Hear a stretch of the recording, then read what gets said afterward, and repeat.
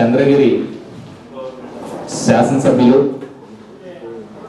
చెవిరెడ్డి భాస్కర్ రెడ్డి గారు ఈరోజు doctor YS Rajasekhara Reddy గారి 65వ జన్మదినం సందర్భంగా మనకు సందేశం ఇస్తారు.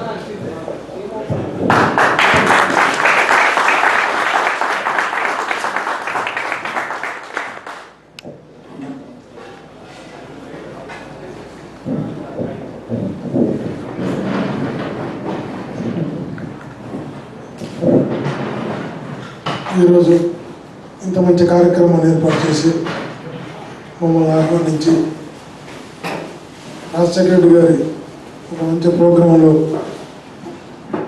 మమ్మల్ని కూడా భాగస్వామ్యం చేసిన ప్రతి ఒక్క వైఎస్ఆర్ అభిమానికి హృదయపూర్వకంగా శిరస్సు ఉంచి కృతజ్ఞతలు తెలియజేసుకుంటున్నాను.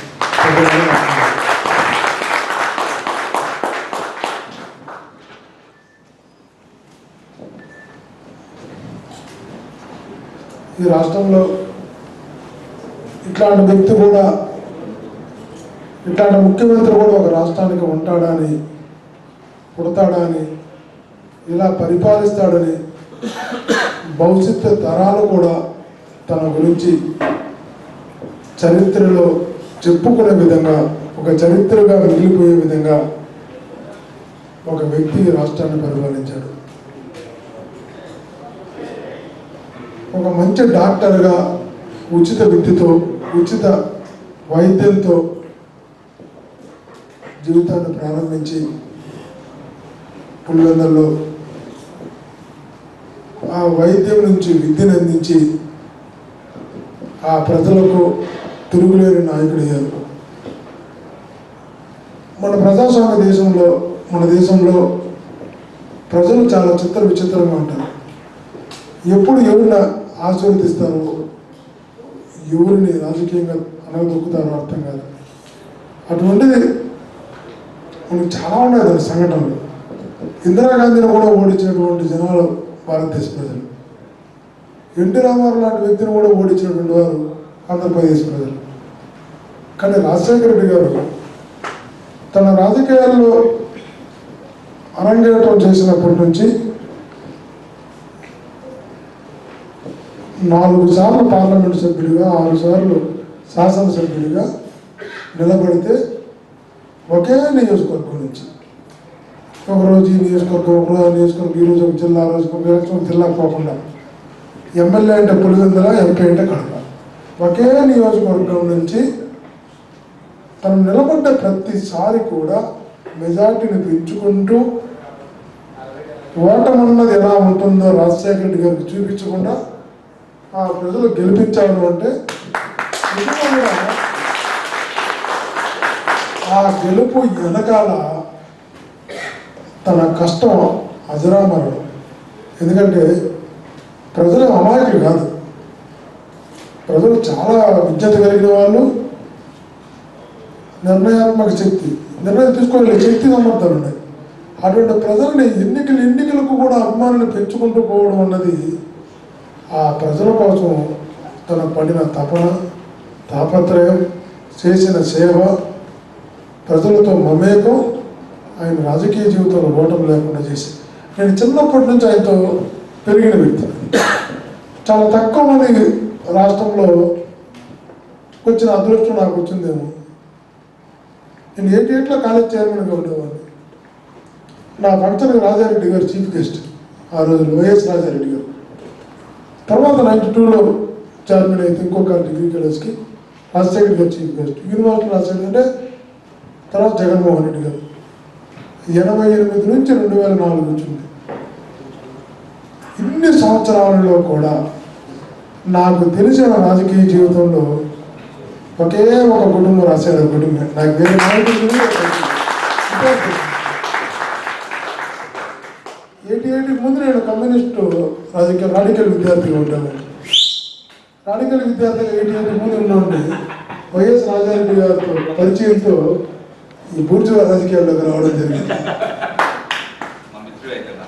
వచ్చినప్పటి నుంచి కూడా కేవలం రాజారెడ్డి గారు మాట తీరు, వ్యవహార శైలి, వైఎస్ రాజారెడ్డి ప్రవర్తన, రిసీవ్ చేసుకునే విధానం, భరోసా ఇచ్చే విధానం, నమ్ముకున్న వాళ్ళని నడిపించే విధానం. నేను బేసిక్గా వైఎస్ రాజారెడ్డి గారి శిష్యుని, తర్వాత రాజశేఖర్ గారితో పరిచయం ఏర్పడింది, తర్వాత జగన్మోహన్ రెడ్డికి పరిచయం అయింది. అదే చాలా తక్కువ మందికి అవకాశం అదృష్టం నాకు ఎలా వచ్చిందంటే 3 తరాలతో కూడా శిష్యురేఖం చేశాను. తాతతో, తండ్రితో, మనవలతో కూడా 3 తరాలతో కలిసి పెరిగిన వ్యక్తి. వాళ్ళ దగ్గరగా కుటుంబాన్ని గమనించినటువంటి వ్యక్తి, దగ్గరగా చూసినటువంటి వ్యక్తి. ఒక్కడే ఒక నాయకుడు అంటే ప్రజల్లో ఉండాలి, ప్రజలతో ఉండాలి, ప్రజల కోసం పనిచేయాలి, ప్రజలతో మమేకమై పనిచేయాలి. ఆ నేర్చుకున్న విధానమే ఈరోజు మేము ముందు అక్కడ గౌరవంగా నిలబడడానికి అవకాశం కల్పించింది అనుకుంటున్నాను. ఎందుకంటే నేను నిలబడ్డ నియోజకవర్గం ఒక ప్రత్యేకతమైన నియోజకవర్గం. రాష్ట్రాన్ని శాసిస్తున్న నాయకులందరూ కూడా పుట్టినటువంటి నియోజకవర్గం ఏ పార్టీ అయినా కూడా. ఈరోజు గౌరవ ముఖ్యమంత్రి వర్యులో చంద్రబాబు నాయుడు గారు కూడా పుట్టినటువంటి నియోజకవర్గం చంద్రగిరి. చంద్రగిరిలో చంద్రబాబు నాయుడు గారు పోటీ చేస్తే ఆల్మోస్ట్ అక్కడ ఓడిపోతే ఈ నియోజకవర్గ ప్రజలతో మన యాగిలేమని కుప్పం గెలిపాడు. కుప్పం అంటే కర్ణాటక బార్డర్లో ఉంటుంది, తలకాడికి ఉండదు, డిస్టర్బెన్స్ లేకుండా ఉంటుంది. అంటే అటువంటి నియోజకవర్గం ఏది చంద్రగిరి నియోజకవర్గం. చంద్రబాబు నాయుడు గారు ఆ నియోజకవర్గంలో పుట్టారు. మాజీ మంత్రి గాలి ముదికృష్ణ నాయుడు గారు చంద్రగిరి నియోజకవర్గంలో సొంత నియోజకవర్గం చంద్రగిరి నియోజకవర్గం. గల్లా హనుమకుమారి గారు సొంత నియోజకవర్గం. ఎంపీ చిత్తూరు ఎంపీ శివప్రసాద్ గారు పుట్టిన నియోజకవర్గం. రెడ్డివారి నాగమోహన్ రెడ్డి గారు, రెడ్డివారి రాజశేఖర్ గారు మాజీ మంత్రి, మాజీ ఎమ్మెల్యే చంద్రగిరి నియోజకవర్గం. ఇప్పుడున్నట్టు సినిమా యాక్టర్ నగరి ఎమ్మెల్యే రోజా చంద్రగిరి నియోజకవర్గం. ఇప్పుడున్న ఎమ్మెల్యే టీటీడీ చైర్మన్ చంద్రనాడు కృష్ణమూర్తి గారు ఉన్న నియోజకవర్గం చంద్రగిరి నియోజకవర్గం. మా గురువు భూమన కరుణాకర్ రెడ్డి గారు ఒక నియోజకవర్గం చంద్రగిరి కాపురం ఉంది, చంద్రగిరి నియోజకవర్గం. ఈ రాష్ట్రంలో పెద్దిరెడ్డి రామచంద్ర గారు కాపురం చంద్రగిరి నియోజకవర్గం. అంటే రాష్ట్రంలో ఏ పార్టీ అయినప్పటికీ ముదిగేష్ నాయుడు గారి కానించి, గల్లా హనుమకుమార్ గారి కానించి, ఇప్పుడు ఎంపీ శివప్రసాద్ గారి కానించి, సాక్షాత్ ఈ రాష్ట్రాన్ని పరిపాలిస్తున్న ఆంధ్రప్రదేశ్ చంద్రబాబు నాయుడు పుట్టిన నియోజకవర్గం.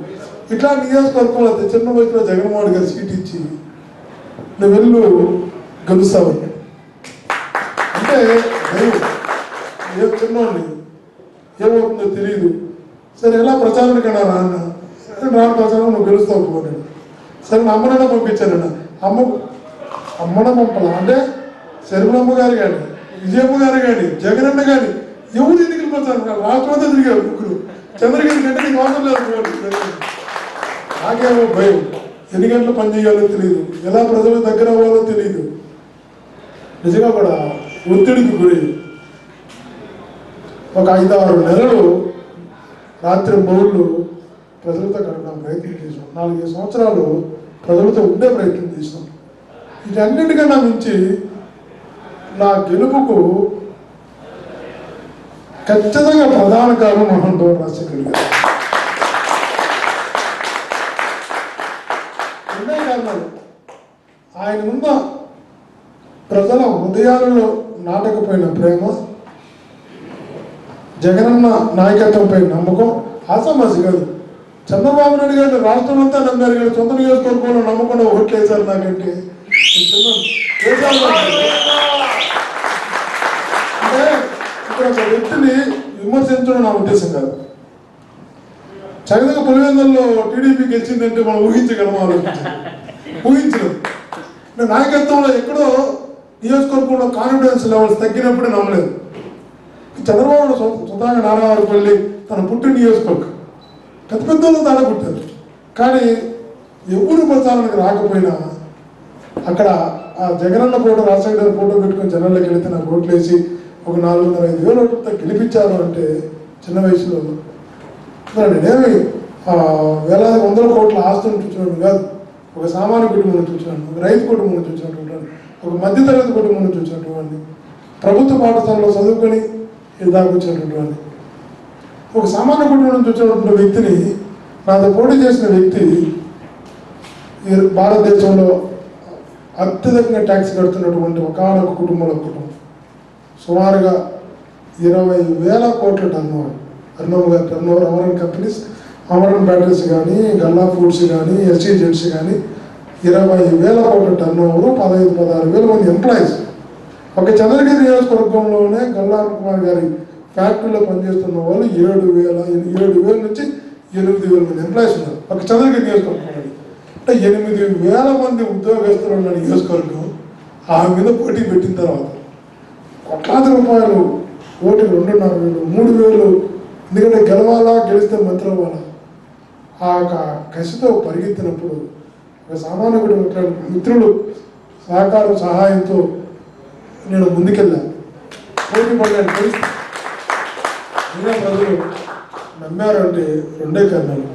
ఆ కుటుంబం పైన ప్రజలకున్న నమ్మకం, కష్టపడే తత్వాన్ని, ప్రజలలోకి వెళ్ళి ప్రజలతో కలిసి ప్రజల కోసం పనిచేసే మనస్తత్వాన్ని వైఎస్ఆర్ కుటుంబం నుంచి నేర్చుకోవడం, వ్యక్తిగతంగా నమ్మకాన్ని నా పైన భాస్కర్ రెడ్డి ఓటేస్తే మనలో ఉంటాడు, మన కోసం పనిచేస్తాడు నమ్మకాన్ని కల్పించడానికి వాళ్ళ కుటుంబం నుంచి నేర్చుకునేటువంటి మనస్తత్వం, అన్నిటికన్నా మించి ఆ కుటుంబమైన నమ్మకం, ఈ 2 నేను గెలిపించి సగౌరవంగా మేమందరం నిలబెట్టగలిగినాయి. దగ్గరగా చూసామన్నా రాజశేఖర్ గారు ఒక ఐ థింక్ 15 సంవత్సరాలు అనుకుంటా, ఏ గవర్నమెంట్ ఉన్నా, కాంగ్రెస్ గవర్నమెంట్ ఉన్నా ప్రతిపక్ష నాయకుడు పాత్ర పోషించినాడు, ఆపోజిట్ గవర్నమెంట్ ఉన్నా ప్రతిపక్ష నాయకుడు గారు, చంద్రబాబు ఉన్నా ఆయన ప్రతిపక్ష నాయకుడు, పాటలీ భాస్కర్ గారు, చెన్నారెడ్డి గారు, జనార్దన్ రెడ్డి గారు, ఎవరు ముఖ్యమంత్రి అయినా ప్రతిపక్ష నాయకుడు. చంద్రబాబు నాయుడు గారు ఎక్కువ చెడు చేసేవారు. అంటే ఒక 15 సంవత్సరాలు ఎదురు దెబ్బల మీద దెబ్బలు, ఆటపోట్లు తగులుతూనే ఉన్నాయి. కానీ చివరికి తను నమ్ముకున్న వ్యాపారాలు బయటిస్ లాంటి, మంగళపేట బయటిస్ లాంటి తన ప్రధాన ఆదాయం ఉంటుంది, ఇప్పటి నాన్న దగ్గర నుంచి ఉన్న ఆదాయం, అవి మూయిపించారు, ఫ్యాక్టరీలు క్లోజ్ చేయించారు, ఆదాయం లేకుండా చేశారు కాంగ్రెస్ గవర్నమెంట్. తన కాంగ్రెస్ ఎంపీ అయినా తను మళ్ళీ లేకుండా చేస్తే కూడా ప్రజలను ఎప్పుడు కూడా వదలనటువంటి వ్యక్తి. రాజశేఖర్ గారు వస్తున్నారంటే ఒక నిజం.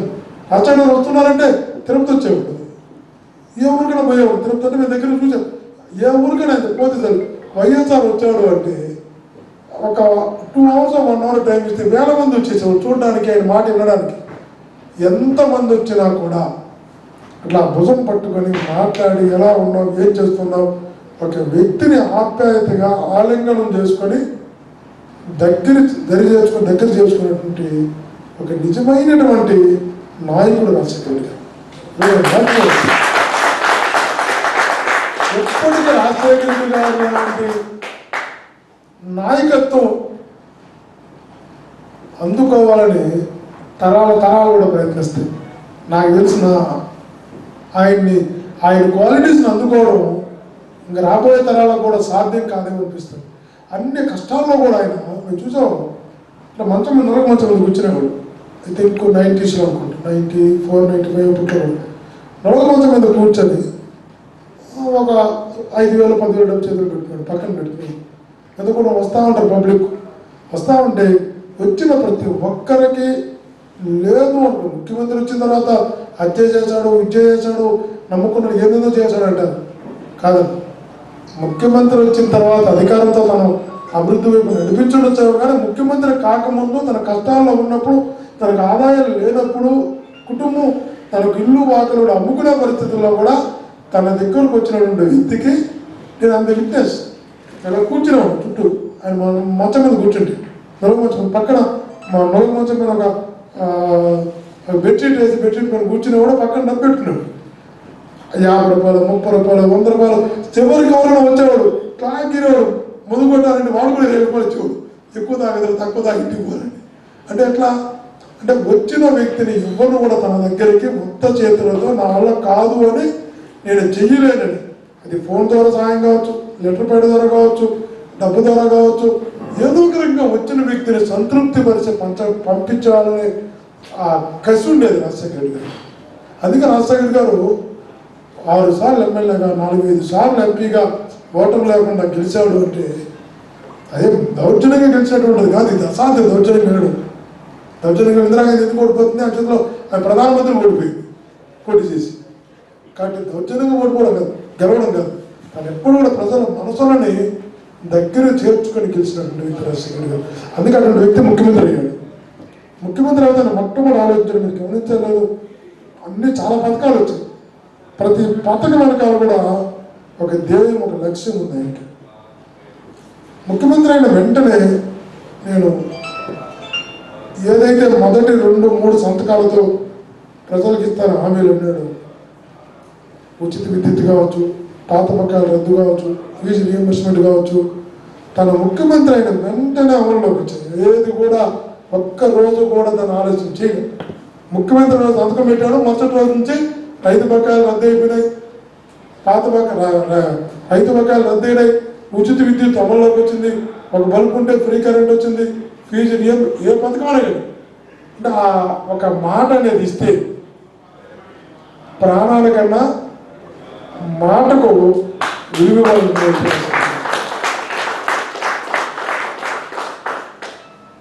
అటువంటి రాజశేఖర రెడ్డి గారు ముఖ్యమంత్రి అయ్యారు.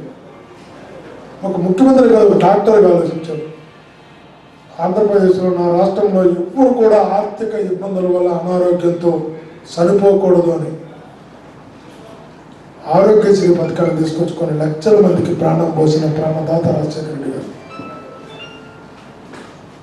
ప్రతిభ గల ప్రతి పేద విద్యార్థి ఉన్నత చదువులు చదవాలి, ప్రతిభ కలిగిన ప్రతి పేద విద్యార్థి ఉన్నత చదువులు చదవాలి అని ఫీజు రీఎంబర్స్మెంట్తో కొన్ని లక్షల మందికి ఉచితంగా విద్యను అందించినటువంటి వ్యక్తి. ఏ మహిళ కూడా ఇంటిలో కేవలం భర్తకు జీవిత భాగస్వామిగా కాదు, ఆర్థికంగా కూడా సరి భాగస్వామి కావాలి, లక్షాధికారి కావాలంటూ ఒక ఇల్లు ఇచ్చిన, పొలం ఇచ్చిన, రేషన్ కార్డు ఇచ్చిన, పావలా వడ్డీకి రుణం ఇచ్చిన, మహిళలకు ఇచ్చి తను ఇచ్చిన మాట ప్రకారం ప్రతి మహిళకి ఒక అండగా నిలిచి ఆర్థికంగా ప్రతి మహిళని రాష్ట్రంలో పైకి తీసుకొచ్చినటువంటి వ్యక్తి రాజశేఖర రెడ్డి గారు. 75 రూపాయలు ఉన్న వృద్ధుల వేతనాలు పింఛను 200-500 చేసి వాళ్ళ కాలపైన వాళ్ళకి కావాల్సిన కనీస అవసరాలు తీర్చుకునేలాగా మేలు చేసిన వ్యక్తి. ఇవన్నీ కూడా పేద ప్రజలను దగ్గరగా ఉండి చూసి ఒక పాదయాత్ర ద్వారా కావచ్చు, నియోజకవర్గం ద్వారా కావచ్చు, ప్రజల కోసం తప్పించినటువంటి వ్యక్తి రాజశేఖర గారు. మీరు గమనించిన రాజశేఖర గారిని బాగా చదువుకున్న వ్యక్తి సూటు బూటు వేసుకొని రావచ్చు, కానీ ఎప్పుడు రాజశేఖర సూటు బూటు వేయడు, పంచ కట్టుకొని వస్తాడు. అంటే తెలుగుతనం ఉట్టిపడేలాగా తను చూస్తానే. ఇప్పుడు ప్యాంటు షర్టు సూటు బూటు వేసుకోకపోతే కామన్ మ్యాన్ దగ్గరికి రాలేడు, పంచగడుకు మొదటి దగ్గరికి వస్తాడు. రావడం కోసం పనిచేసిన వ్యక్తి రాజశేఖర రెడ్డి గారు. అంటే సామాన్యుల మనిషిని నేనేదో డాక్టర్ గాను ఇంకొక రకంగా నన్ను చూడకండి, నేను పల్లెలో పుట్టినటువంటి ఒక రైతు బిడ్డను, ఇలాంటి ఒక రైతులను ఒక సందేశాన్ని ఇవ్వడం కోసం, జనాలు ఒక్కడిగా కావడం కోసం పంచగట్టుకునేవాడు. అతనే పుట్టుతో వచ్చినటువంటి పంచగా అలవాటు కూడా కాదు, ప్రజల కోసం ప్రజల మనిషిగా మారిన వ్యక్తి.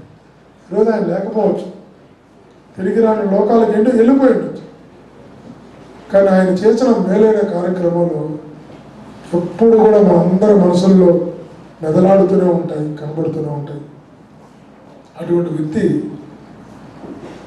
5 సంవత్సరాలు చనిపోయి అవుతున్నప్పటికీ ఖండాంతరాలు దాటి ఉన్నటువంటి మీరు కూడా ఇంకా మరిచిపోని జ్ఞాపకాలతో ఆ మహానుభావుడికి నీరాజనలు అర్పించాలని, నివాళులు అర్పించాలని ఈరోజు రాత్రి 10 పైన అవుతున్నప్పటికీ ఇంత పెద్ద మనసులో మీరందరూ కూడా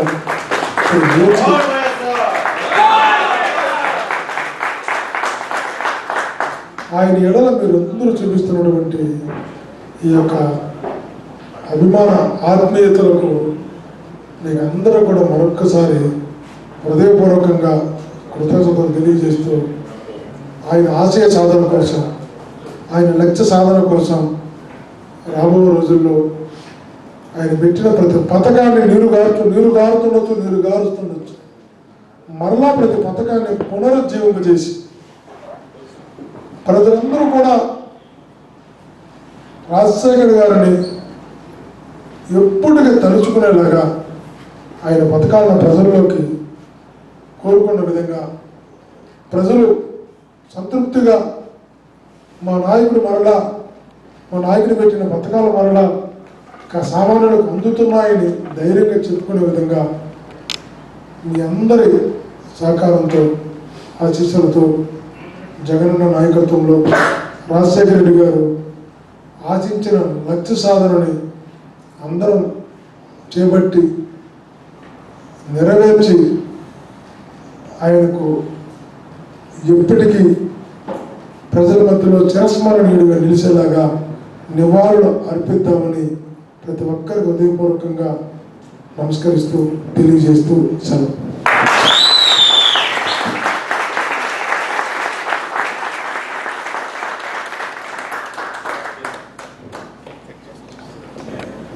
థ్యాంక్ యూ భాస్కర్ రెడ్డి గారు. ఇప్పుడు మన కార్యక్రమంలో ఉన్న భాస్కర్ రెడ్డి గారి సన్మాన కార్యక్రమం, తర్వాత కేక్ కటింగ్ ఉంటుంది. మొట్టమొదటిగా ఈ కార్యక్రమంలో